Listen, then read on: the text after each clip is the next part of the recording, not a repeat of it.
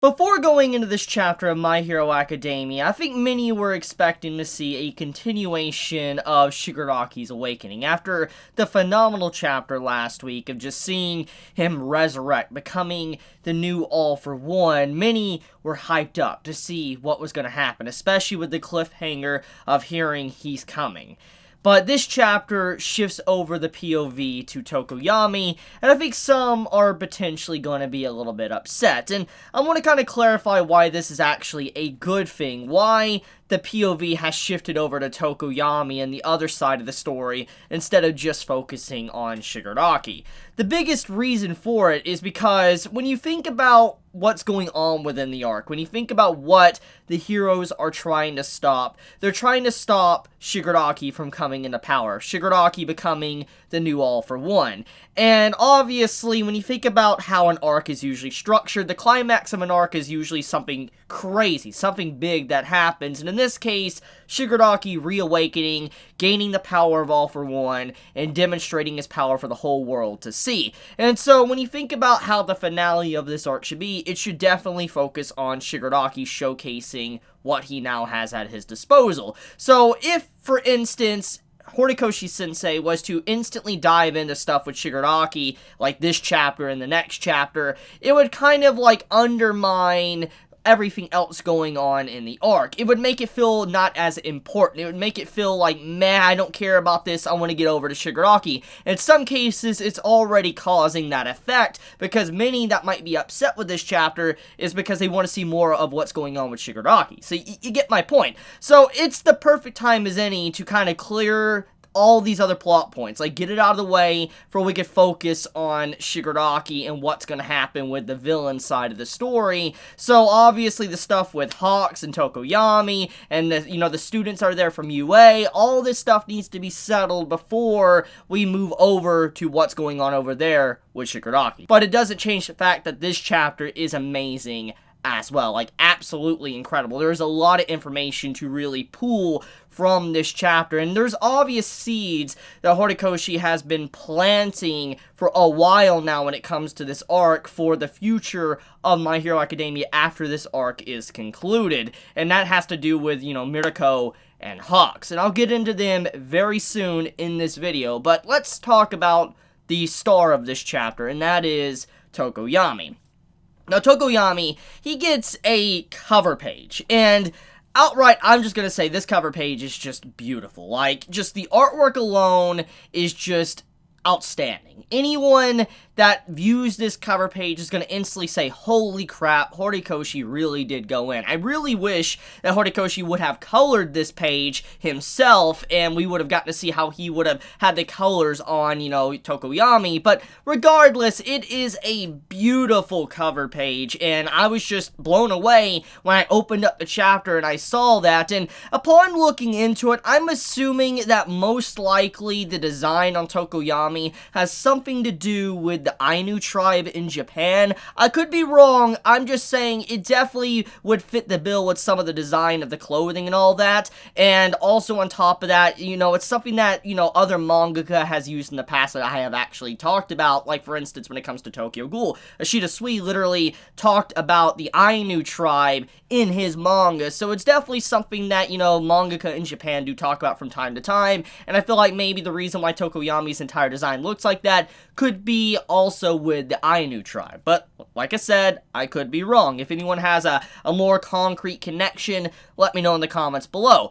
But moving on though, Tokoyami gets a major spotlight in this chapter, and as I've always said since the very beginning, like you can go back to the early days of when Tokoyami was introduced in the manga, and when I saw him for the first time, I admitted right then and there, I love Tokoyami. He is one of my favorite characters. I've always straight up said that. He is honestly one of my favorite students, a part of UA. I love his design. His quirk is awesome. He looks like he has a stand power. I love, how his voice actor is in the anime, the way he presents himself. I love how, Dark Shadow has its own personality. There's a lot to really love, and I just love the dark atmosphere that Tokoyami has too. He's a really cool character. And so seeing a chapter kind of giving him a spotlight automatically this makes this a great chapter personally for me. But it's much more than that. There is a lot going on within this chapter that just makes you, even not as a Tokoyami fan, really appreciate what's going on here. Number one, Tokoyami comes in for the save for Hawks, and Hawks definitely got saved. At the very least, he's alive. Now, in terms of the long term, that's yet left to be seen, but at the moment, though, Hawks is technically alive. Unconscious, but he's alive. Tokoyami came in and demonstrated that he truly is a hero, and we're seeing these other characters a part of UA really stepping up to the plate and proving that, you know, they also want to be heroes. They have that built-in nature to just rush on in and save someone, and I love how Horikoshi does this. I know I've said it so much, and so many other people that read this series say it, but it's always amazing to see how Horikoshi shifts the spotlight to other characters, which is one of the reasons why I think people don't like Izuku as much, is because Izuku doesn't always have the spotlight just straight up on him, and, you know, I understand he's not the best character when you look at everything within the story, but I think one of the reasons why people think Izuku isn't as good of a character is because Horikoshi doesn't make him hog the spotlight. It's not always focused on Izuku. You have so many other characters taking the spotlight from him, and so when you see all these other characters, their growth and all that, it kind of makes Izuku look like, oh, he's a crap character, and I think it's interesting, honestly, just to see how it's a double-edged sword of how Horikoshi tries to share the spotlight, but in turn, it makes Izuku look a little bit worse. The point, though, is that Tokoyami, he is a major asset to this entire operation. If it was not for him, honestly, I really do believe that it wouldn't have went as good as it has so far. I mean, besides just the whole Hawks ordeal, like if him stepping up to save Hawks, if Tokoyami did not straight up stop Redestro, we know what potentially could have happened. Redestro is crazy strong. We saw his capabilities in the previous arc of the My Villain Academia arc. We know what he can do. The massive scale of destruction he has with his stress waves and bombs and all that. He's ridiculous. So, we know if Tokoyami technically didn't stop them, there could have potentially been a lot of casualties, a lot of problems, and the villains could have potentially broken out of that staircase and got out on top of the battlefield to fight the hero. So, just overall, it makes a lot of sense why, you know, Tokoyami has just been extremely important. Without him, things have already went completely sideways. We have Tokoyami demonstrate that even when he's at a major disadvantage, he's still somehow able to pull slightly through. There was some luck on his side that did definitely save him, but overall, he did pull through thanks to strategy, but also Hawks trying to help him out, even though he was at the edge or he was about to pass out. For instance, you know, you need to use Dabi's monologuing against him, which that is something I really appreciate about this chapter.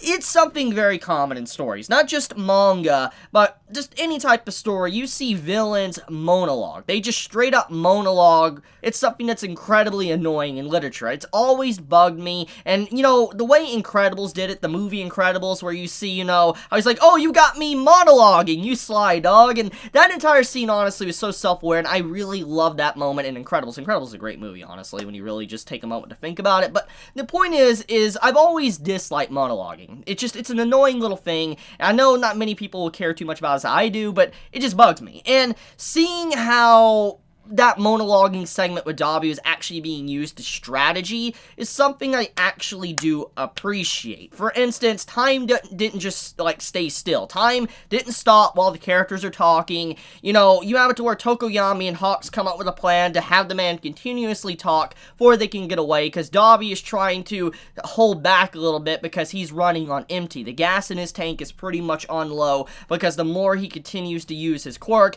the harder it is for him to probably be able to operate. I mean, if it's anything like Endeavor, from what we found out about, you know, Endeavor's continuously overheating. The more he uses his quirk, the harder it gets for him to even be able to see. We saw how he couldn't even freaking see at the end of that fight with High End. So when it comes down to it, most likely Dabi has something very similar to the weakness, and so he can't just continuously pump out these large AoE attacks. I mean, when you really look at just the capabilities of Dabi and what he's already done in this fight alone, he's really pumped out a lot of large-scale blasts. I mean, he straight up has shot out a lot of fire towards Hawks. Dabi is scary. He's intelligent in a way with his strategy, with monologuing, and I think many might think he's incompetent, but in reality, he really isn't. He's someone that actually tries to use mind games. He tries to manipulate people and play with their mind to get under their skin before he can get his way, which is what he did with Hawks. I mean, the whole demonstration of him saying Hawks' name like he did was enough to let us know that Dabi is definitely very strategic. He's someone that is able to play mind games with people, and he isn't necessarily incompetent. It just sometimes he makes mistakes, or it's because of the limitations of his quirk or why he can't really do certain things. But we do know he's definitely capable of major damage. I mean, look at what he did against, UA when he was fighting Aizawa and all that, and Vlad. He was holding them off with his double. So we know for a fact that Dabi is by no means weak or incompetent. It's just he does have a crucial flaw when it comes to his quirk.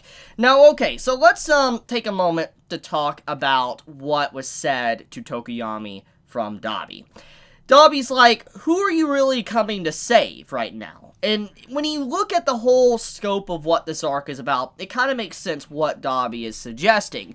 You guys aren't necessarily coming to save anyone right now. You guys are just attacking us right now, taking us down, arresting us, and yes, we're bad people, but you're not really saving anyone. You're just coming in and initiating and losing potential lives right now. But on top of that, when you think about a lot of these people that are here, it's people that have been ruined and shoved by society of why they're even villains in the first place. The entire Liberation Front is a good example of this. How the Liberation Army is just, they want to fight for a just world. And in this case, them getting arrested and attacked, it's like they're villains because of just how society has forced them and how their ideals are a little bit different from them. And so because of that, is the heroes necessarily clean? And this is something I already kind of talked about in previous reviews when it came to Hawks and the whole Twice stuff and all that, and just how Twice technically had to be put down. And Dabi pretty much points out to Tokoyami, like, look at this man. This man is down right here. He's dead thanks to the person you're saving right now. Hawks killed this dude, and you call that man a hero? You want to save him? And you see, Tokoyami completely disregards that, and he still wants to save him, which is an element of a hero. And I think this is something that's very interesting because, Tokoyami, even if technically what Hawks has done is a villain act, you can't necessarily let a villain die either, because at the end of the day, they're heroes. They can't just straight up kill somebody. That's just not how it works. So even if Hawks is a criminal, etc., if he was, he's not, I'm just saying if he was, Tokoyami still needs to save the man.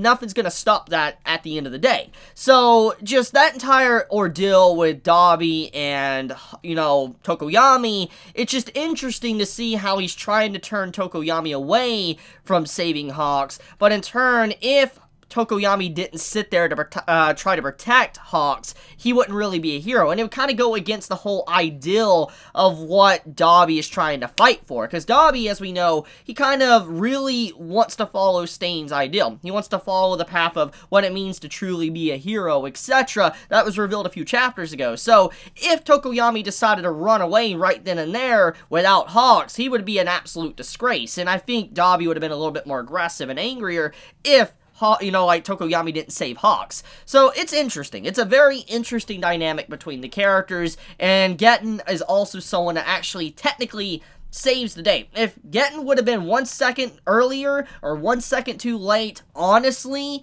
I think Tokoyami and Hawks would have died by Dabi. But thanks to Getten really not knowing how to play as a teammate, he kind of ruins Dabi's chance of, getting rid of Hawks and Tokoyami.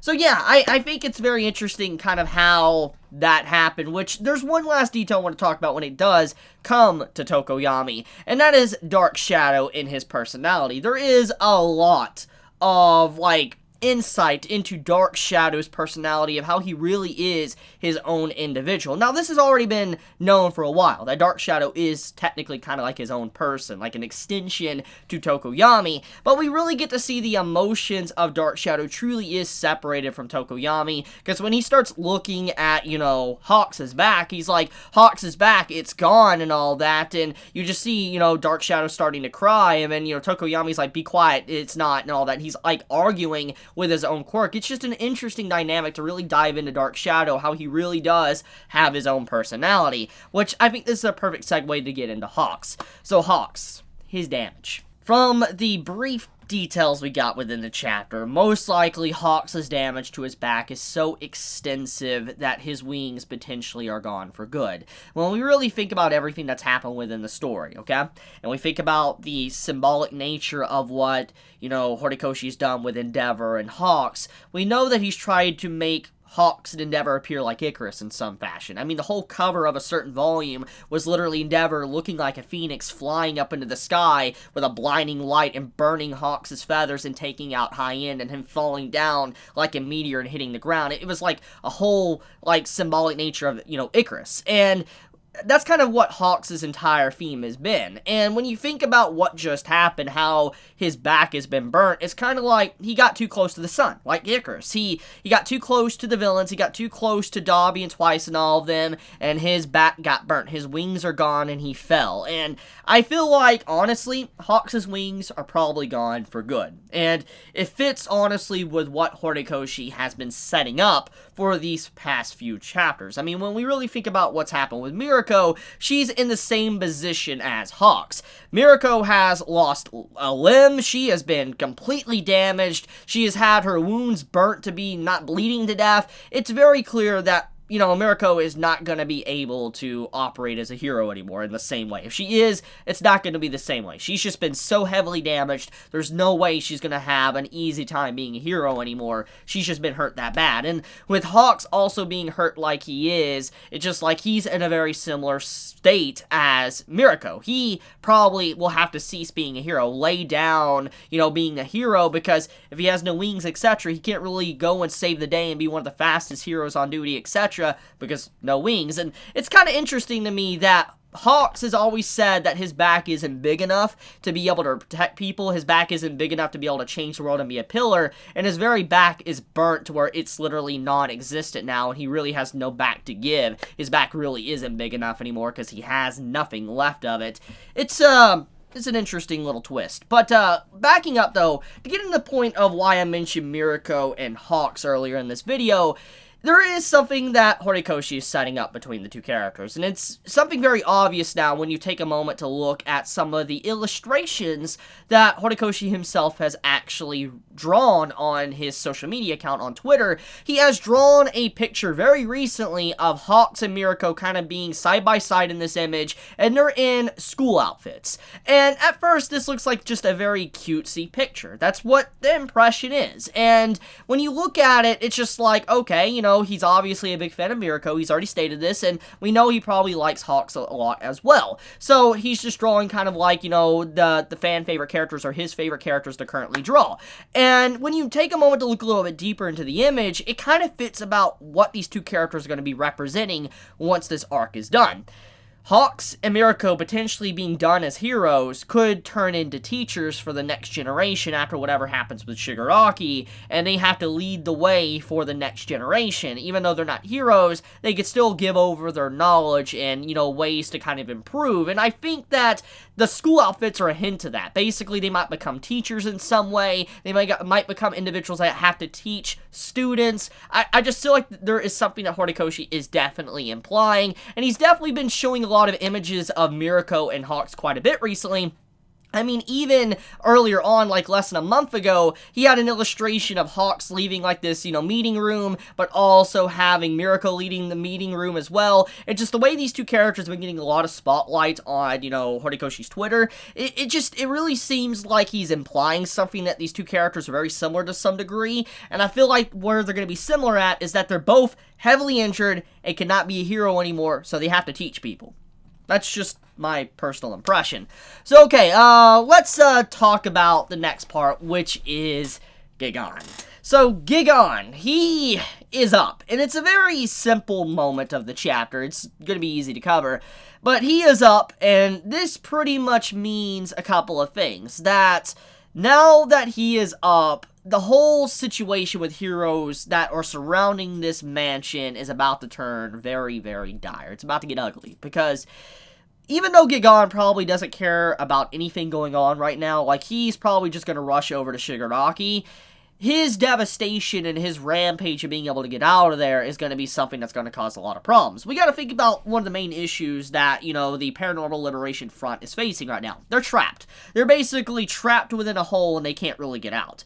When you think about Gigan, we know he has destructive capabilities. He's like a literal tank that cannot be stopped. And so when you think about it, he's probably going to just bash his way through the underground and make his own tunnel to get the Paranormal Liberation Front out of there. Even if Gigan doesn't directly try to save them, indirectly they will all be saved because they'll be able to follow Gigan to exit and probably make their way over to where Shigaraki is at. I feel like something like that potentially is going to happen because you have these heroes that are locking them into place, and Gigan waking up, he's going to just bash his way through to make an opening for them. But on top of that as well, I feel like there is some setup going on here with maybe Mount Lady stepping up to face off against Gigan. I don't think it's going to turn out too good.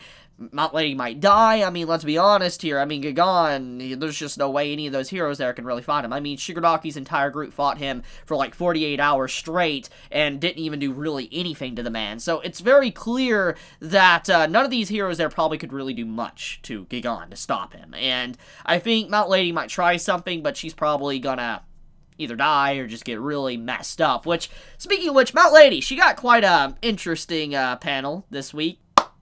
Good man. Good man. I'll accept the fan service. Good man. Best girl. But okay, jokes aside though, it's a good chapter of My Hero Academia. I'm excited to see where it's gonna go, because this chapter really does give us a lot of details to individual characters like Tokoyami, Dark Shadow, maybe what's going to happen with Hawks and Mirako, and then Gigan. There's good stuff. So, let me know your thoughts in the comments below. If you enjoy my content, please subscribe. If you like this video, please leave a like. And if you want to get notified for whenever I upload a video, please click the bell icon down below. And with that, Chibi out.